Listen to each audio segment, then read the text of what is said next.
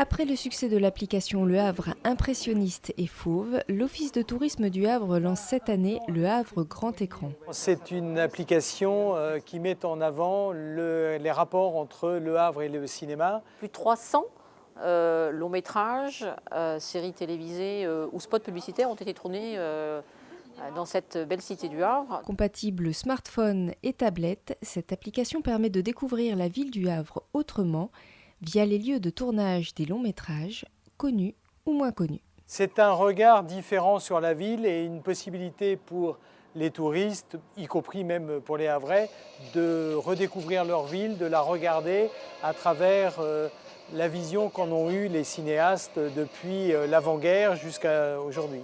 Et puis ça permet aussi aux touristes de voir peut-être des endroits où naturellement ils n'iraient pas. Et pour les Havrais, c'est aussi le moment de redécouvrir des rues et de chercher, comme on fait lorsqu'on regarde la série de Deux flics sur les docks, savoir où on est au Havre. C'est une application gratuite, géolocalisable, et puis on va se promener, on a un plan, et à chaque fois qu'on va arriver sur un lieu géolocalisé où nous avons une scène, le téléphone va envoyer un push, et puis c'est l'occasion de regarder un extrait, et puis ensuite en savoir un peu plus avec des documents de l'INA qui sont ou des interviews des acteurs ou des interviews du réalisateur. On part de films d'avant-guerre, d'un film de Louise Buñuel, Le chien andalou, qui est un film muet, pour aller jusque Deux flics sur les docks, mais aussi La vérité si je mens 3, 38 témoins, en passant par Le cerveau, qui a été en partie tourné ici.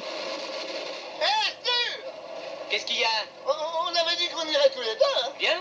Et puis on a des longs métrages comme La bête humaine avec l'arrivée en gare du Havre, avec Gabin, ou alors encore avec Gabin, le fameux Quai des Brumes. T'as de beaux yeux, tu sais. Embrassez-moi.